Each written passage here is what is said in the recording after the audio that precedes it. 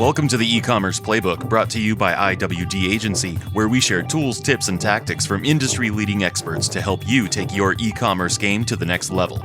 Now here's your host, Joe McFerrin. Hey everybody, welcome to the e-commerce playbook. My name's Joe McFerrin. I'm with IWD Agency. I'm here with James, one of our account managers at IWD Agency. How's it going, James? Good. Thanks for having me, Joe. Yeah, thanks for joining us. So today we're talking about the mobile optimization initiative that we're working with on two good companies that are partnered with us on doing this. It's High Conversion and PayPal. Can you tell us a little bit about that study and what we're doing there? Sure. It started, I think, last year.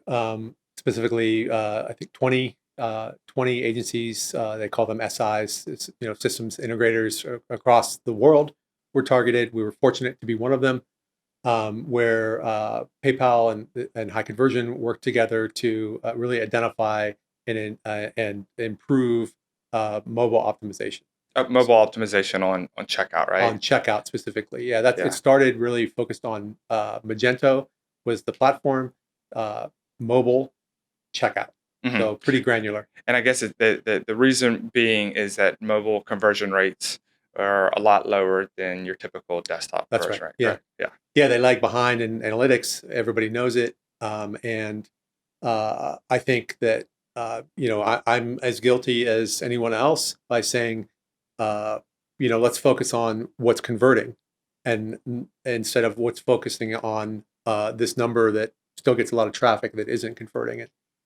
For example, I have a customer in my portfolio at IWD that really doesn't want to talk about the mobile traffic or the mobile conversion rate number because they say our customers just don't convert on mobile. Sure. So, so we started by targeting that. They had a number of templates, which is really templated experiments for High Conversion. High Conversion is a multivariate testing platform, and they have some out-of-the-box templates that worked. I think there were, a handful, like a dozen to start with. And most Magento 1 customers that had sites that didn't conform to best practices, where everything was, the cart was named what the cart should be named, and things. These things worked out of the box, so it allowed us to get up and testing with them pretty quickly. Yeah, that's awesome. And so some interesting studies. What are some things that have been big wins for the clients we've been testing these changes for? Yeah, so what it's grown. Last year it grew from this initial number, a dozen templates. I think there are over 100 templates right now, specifically for Magento. And then if you mix and match those, you have thousands of different tests, right? Yeah, and that's it. It's not an A/B test. It's a multivariate test, and their platform controls the test. So if you're testing hiding the wish list on a category page or a product page, it may also play with another test that you're running, another experiment that you're running, and it has some it has a fail-safe built into this product where it delivers some of the traffic to the control, which is what you start with, and some of the traffic to the experiment, and then the algorithm will actually start delivering the traffic to the winner based on the level of confidence that the algorithm determines. And what that means is the winner could be the control, or the winner could be the new thing. Right. And it really protects you against the old days when you and I were using Google Optimize and A/B testing, and you might think that you have the greatest idea in the world, and it's actually a loser, and you're pushing traffic to the loser and costing your business money. So, sure. No, I think that's a great way to reduce the risk of the test. Right. So. Correct. Yeah. It protects us. It protects our clients that then move on to working with High Conversion outside of the mobile optimization initiative. Sure. That's great. Sure. So some of the wins, now we have more templates, but through across the templates, across the verticals, across the industries, we have some things that have been slam dunk winners, and some of them are surprising, and we've had some things that have been losers, and it's great because this platform and this experience really kind of opens your eyes up to the fact that you have to test. Even if you think your customers, your product, you still need to test because it's crazy because you could test it, or it could be wins for 9 other sites, and then we go to the 10th one, and then it has the opposite effect. Correct. Yeah. So for winners, for example, is the wish list. Kind of across the board. So high conversion takes people that are in the mobile optimization initiative and takes all our data anonymized, and it's kind of crowdsourced. So instead of having my data for my tests that I'm running, and maybe it's the implementation of my test that's or my subjectivity is swaying these results. Instead we have hundreds, thousands of these that get put into the pot of data, and that's where these results are driven from. So across the board, the wish list is not what we think it is on Magento, and by removing the distraction of the wish list, it's been a winner on Lyft across all devices. Another one kind of similar to that is the coupon code, right? Yeah, collapsing the coupon code. I mean, we all do it. We're human. We're guilty of it. As soon as you get to a checkout, you see the coupon code is there in front of you. It's the next step. Step 7, coupon code. You bounce. You go. You open a new tab. You get on your phone. You start Googling for a coupon code to try to save some money. Yeah. And then you get distracted and you never go back. So you just minimize it. You kind of make it a smaller button. Just collapsing that button. Yeah. Yes. And getting rid of it.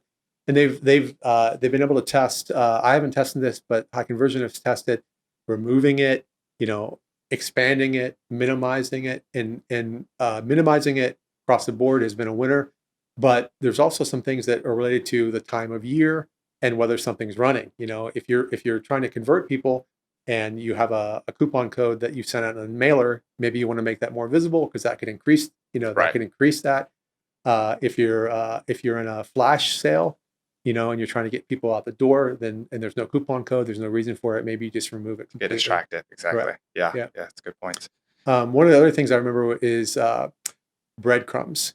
So breadcrumbs seems like something that's a legacy in the internet. I don't remember the last time I clicked on a breadcrumb. We use the back button, or we use the layer navigation, or we use the search type, right? It just seems like it's evolved to breadcrumbs or something that aren't needed. So one of the tests is removing breadcrumbs. I think it was removing breadcrumbs, it was shortening breadcrumbs, and it was removing the product breadcrumb on a product page, but leaving the category trail back, the ability to get back. And that's another thing that proved that people still use breadcrumbs. They rely on breadcrumbs. And I think the one thing that had lift was really removing the product breadcrumb from the product page. Wow, yeah, that's interesting. And so that's another good thing that you bring up is, so it started off being a checkout optimization program, right? And now we're starting to get a little bit further out of checkout and going to the product page and the cart page and other pages to increase conversion rate across the board, right? Yeah, site-wide. Okay. So they're looking at site-wide now, and all devices, all breaks, desktop, mobile, tablet. So not just mobile specific, and really BigCommerce has been added to that. Even though I haven't worked on the BigCommerce side, I don't have any BigCommerce clients in the initiative as that lead, but I know that other SIs do.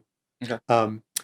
And just to speak to the conversion rate, we look at revenue per visit as the metric of success. I mean, we look at all KPIs that we all talk about every day, but revenue per visit we look at specifically, which is a composite of conversion rate and average order value. Right. And that's a more realistic, example or metric of success. Sure. We can increase conversion rate by putting everything on sale. Yeah, by giving a 30% discount on everything, your conversion rate goes up, and it's a positive study. Yes. Right. Yeah. And so to that point, I think there's been an average lift of people participating in this study.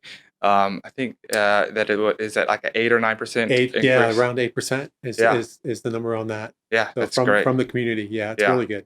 And if I'm a merchant and I want to participate in the study, how much does it, is it going to be a huge bill? How much is it going to cost me? It's not to become part of this. I mean, they could send us an email at hi at IWD Agency, or give us a call, and we would talk to them about getting them involved in the study. Okay. Wow. So I guess to recap that, there's no cost to a merchant that wants to try out the study or be a participant in it. Yeah, there's no cost to this. It's being it's the partners, High Conversion and PayPal are absorbing that. You're absorbing some of that with my time. Yeah. Which is, thank you. It's a great thing to be working on. But the way that the initiative works is that we specifically for Magento 1, we can talk about that experience.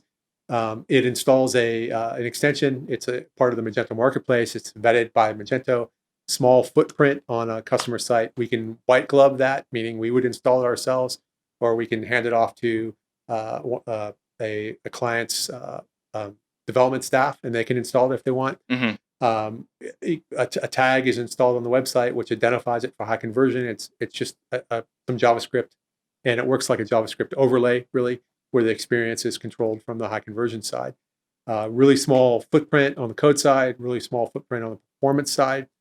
And we gather some data for a week. High conversion is a really cool kind of graphical, what you think about is, next gen analytics, where Mm-hmm. lots of nice graphs and funnels and things more visually represented than Google Analytics out of the box is. And after a week, we look at that, we pull some metrics out, we compare it to what we've learned in the community, in the mobile optimization initiative community, and that makes some suggestions on things to look at. So it's great. This is part of the objectivity that we talked about before, right? You think you like I think, and you think you know what's best practice, but really we're testing. How do you select those tests? Even the selection of test process is weighted by our own personal experiences, right? Mm-hmm. Sure. Our own biases are in that. Yeah. So by taking these metrics and looking at them from a community perspective, we're again eliminating more bias and trying to be, I hate to say it, but data driven. Yeah. Another question I think is a pretty common question is, I know PayPal is one of our partners we're working with on this, and they've been a great partner to work with on this. But what if I'm not using PayPal? Can I still participate in the study? Yeah, I mean, I like the PayPal solution. I would like everybody to use PayPal. I mean, the customers, the clients in the initiative that are our PayPal customers have seen a lift by some of the tests that are related to PayPal. So I think it's a positive thing. But you don't have to be a PayPal customer. Rob Long, the PayPal evangelist, is part of the initiative, kind of the lead for the initiative, and that's Rob's line. And we would love you to be a PayPal customer. You don't have to be a PayPal customer. Oh, excellent. Yeah. Anything else you think we should cover today? You think that was good? I think that's excellent. Well, thanks for coming in Thank today, you for having James. me. Yeah, thanks.